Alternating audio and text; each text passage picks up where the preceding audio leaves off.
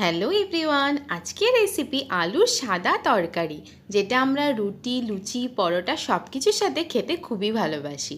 এখানে আমি দুটো মাঝারি মাপের আলুকে কেটে নিয়েছি, হাফ টমেটোকে আমি কেটে নিয়েছি, তার সাথে দুটো লঙ্কাকে আমি চিড়ে নিয়েছি। আমি এখানে তেল দিয়ে দিলাম, তার মধ্যে কালো জিরা আর দুটো কাঁচা লঙ্কা যে চিড়ে নিয়েছিলাম সেই দুটোকে ফোড়নে দিয়ে নিচ্ছি।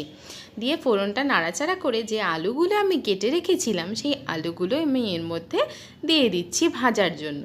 আলুগুলো দিয়ে আমি সব কিছুকে ভালো করে নাড়াচাড়া করে নিচ্ছি, যাতে আলুগুলো পুরোটা তেলের মধ্যে ভাজা হয়ে যায়।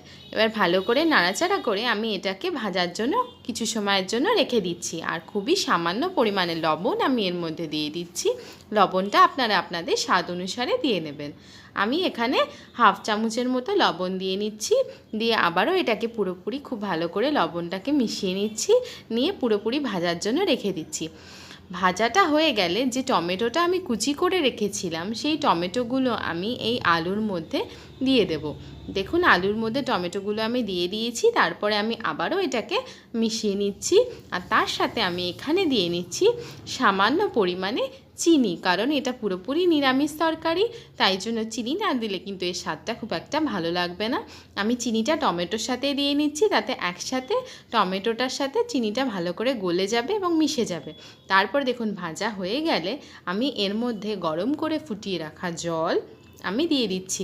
জলটা আপনারা আপনাদের পরিমাণ মতো দেবেন। আমি এখানে শুকনো শুকনো করব, তাই জলটা খুব বেশি দিচ্ছি না, শুধু আলুটা সিদ্ধ হওয়ার জন্য যতটা প্রয়োজন ততটাই জল আমি এখানে দিয়ে নাড়াচাড়া করে আবার রেখে দিচ্ছি প্রায় 3 থেকে 4 মিনিটের জন্য। 3 থেকে 4 মিনিট পরে দেখুন জলটা সম্পূর্ণভাবে টেনে গেছে এবং আলুগুলো খুব ভালো করে সিদ্ধ হয়ে গেছে। এবার আমি একবার এটাকে নাড়াচাড়া করে নেব, তারপরে এটাকে নামিয়ে নেব। আমার কিন্তু রেসিপিটি রেডি। দেখুন কত সহজে আমি এটা করে ফেললাম, আমার করতে একদমই সময় লাগলো না।